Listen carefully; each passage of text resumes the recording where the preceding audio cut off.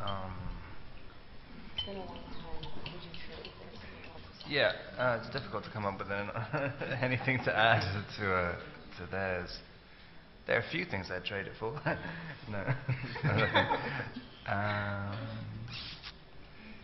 God, I'm sorry. Like they've answered everything. I wouldn't trade it for anything. No, it's been amazing, and it's been a great time.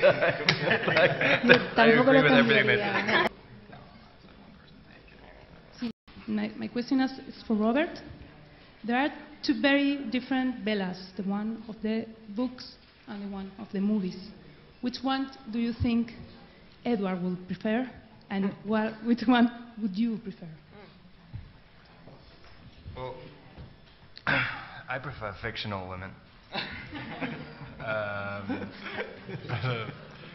Edward,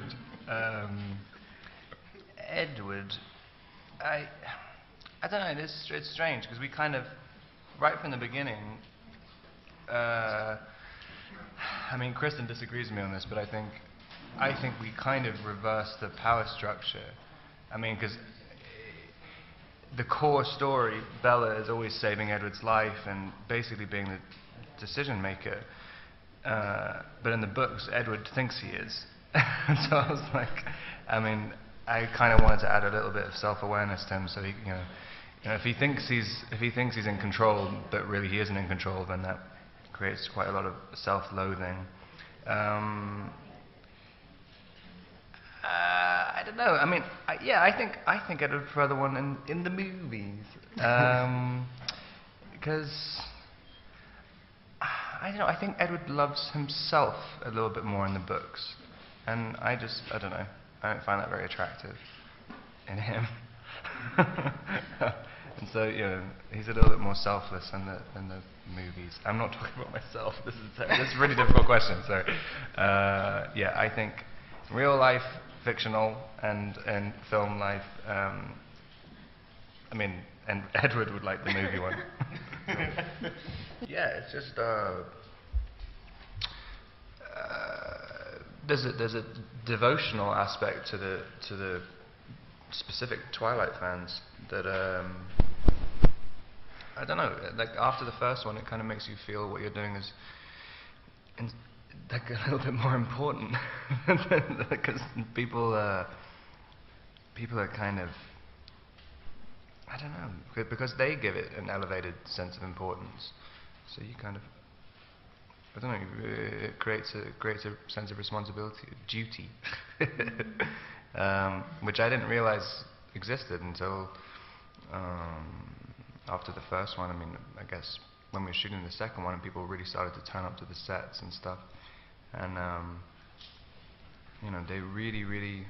they wanted to propel the train forward,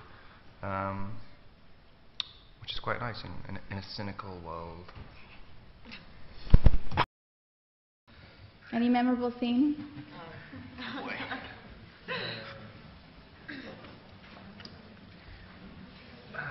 I don't know, difficult ones. They're all pretty difficult.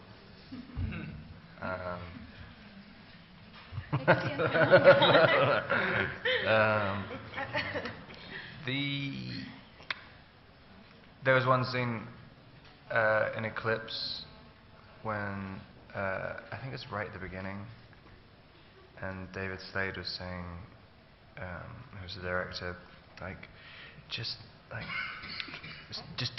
do a vampire face. And I was just like, what do you mean? And he's like, a scary, really scary face. And I was just standing on this thing as a close-up, and we did it for about 3 hours, just standing there, trying to look scary. And on the third movie, that was pretty. Yeah, there began the love test. and then the rest of Eclipse was pretty difficult. What has surprised you the most about the fans? What have they done? Do you remember anything in particular? What have they given you? What have they said? Something that has touched your heart that you'll never forget? I think just over the years, all the kind of craziness, just feel, sometimes it's massively overwhelming. You know, we were in Germany once, we had 30,000 people screaming, all this screaming and noise and mayhem. And then just on the last premiere in LA,